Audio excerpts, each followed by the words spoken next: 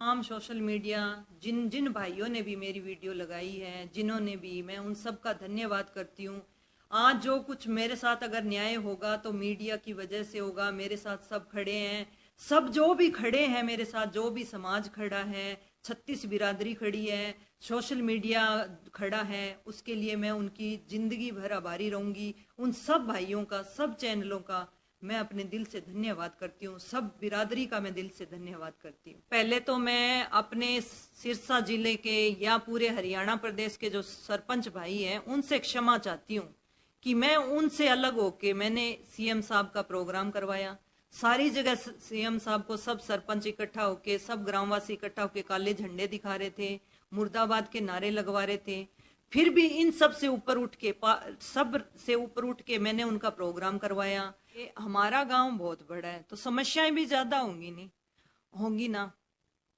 देखो कि girls college के लिए मैंने इसलिए बोला है कि एक तो बहुत बड़ा गांव है और हमारे गांव से 25-30 किलोमीटर गर्ल्स कॉलेज है और वो बच्चियों की पढ़ाई प्रभावित होती है। एक मैंने डिमांड मेरी की ये भी थी कि अलग से लड़कियों के लिए ग्राउंड दिया जाए। हम पंचायती भूमि गर्ल्स कॉलेज के लिए, गर्ल्स वो ग्राउंड के लिए पंचायती भूमि भी देने को तैयार है।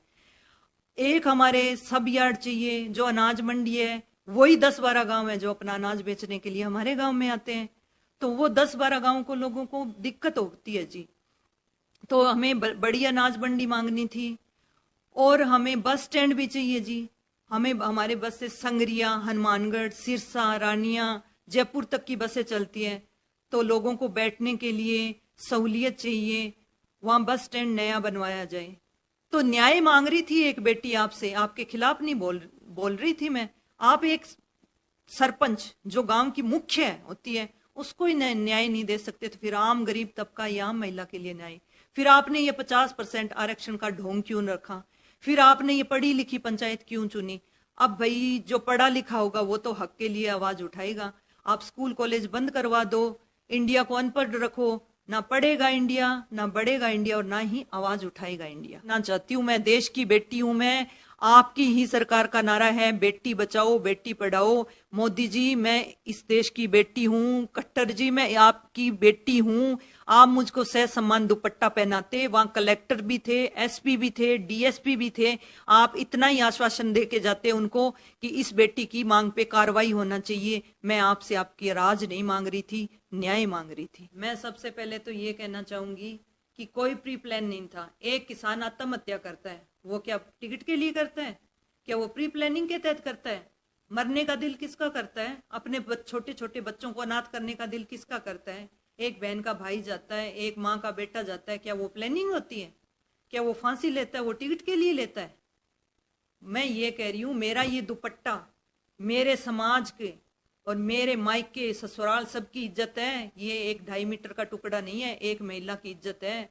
छू ना पाए सीता का आंचल कोई, राम भी तुम लक्ष्मण भी तुम ही साथी हो। उस टाइम हम आजाद हुए थे तो हमारे पास लड़ने के लिए इतना, चीन से मुकाबला करने के लिए इतने हथियार, इतना पैसा नहीं था। लेकिन हमारा टारगेट क्या था? सैनिकों का टारगेट था कि चीनियों के हाथ हमारी माँ बहनों के आंचल तक ना पहुंचे।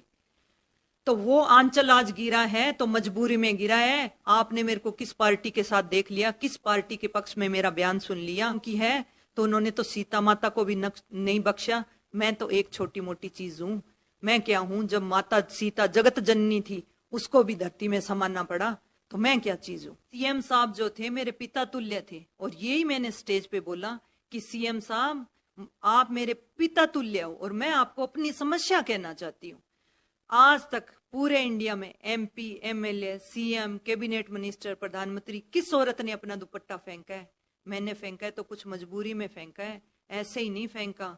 मुझे न्याय चाहिए। उपलब्ध है सीएम साहब, एक बार देखो तो सही, आप जागो तो सही। आप सिर्फ तारीफ सुनने के लिए आए हो। आप एक बेटी की समस्या नहीं सुन सकते? फिर आप बेटी महिलाओं को क्या 50% आरक्षण? क्या आप लोकसभा में 33% आरक्षण देने की बात कर रहे हो? जब आप एक महिला की समस्या नहीं सुन सकते फिर आप उनको लोकसभा में कैसे सुनोगे? एक महिला की आवाज नहीं सुन सकते तो 33% आरक्षण अगर उनको मिल गया तो उतनी महिलाओं की कैसे सुनोगे? सच कड़वा होता है लेकिन सच सच होता है। आप पुरुष हो लेकिन एक बेबाक महिला का बेबाक बोलना शायद एक पुरुष को पसंद नहीं आया। हमारे पूरे गांव की इज्जत है, पूरी 36 बिरादरी की इज्जत है, पूरी भारत की बेटी की इज्जत है, पूरे हरियाणा की बेटी हूं मैं, हरियाणा की बहू हूं मैं। एक बहू की इज्जत है, एक बेटी की इज्जत है। ये 2.5 मीटर का टुकड़ा मजबूरी में डाला था, कोई नहीं डालता। मेरे पूरे समाज की इज्जत है, मेरे बाप की, मेरे ससुर की, मेरे पूरे समाज की। सीएम साहब के कोई रिश्तेदार होंगी, बहन बेटी होंगी, उन्होंने तो नहीं डाला ना, मैंने क्यों डाला? मुझे न्याय चाहिए और न्याय के लिए मैं लड़ूंगी। कह रही हूं कि जो भी मीडिया वाले मेरे साथ हैं वो अंत तक मेरा साथ दे, जब तक मेरे को न्याय नहीं मिल जाता। है जो तलवार में नहीं होती, वो ताकत मीडिया में है। मीडिया ने बड़ी बड़ी सरकारें उखाड़ दी, बड़ी बड़ी गद्दियां हिला दी, तो मीडिया में वो ताकत है। जो किसी के पास ताकत नहीं है, वो आज मीडिया में ताकत है।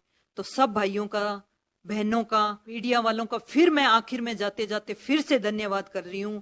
और साथ दिया है, देते रहें। धन्यवाद।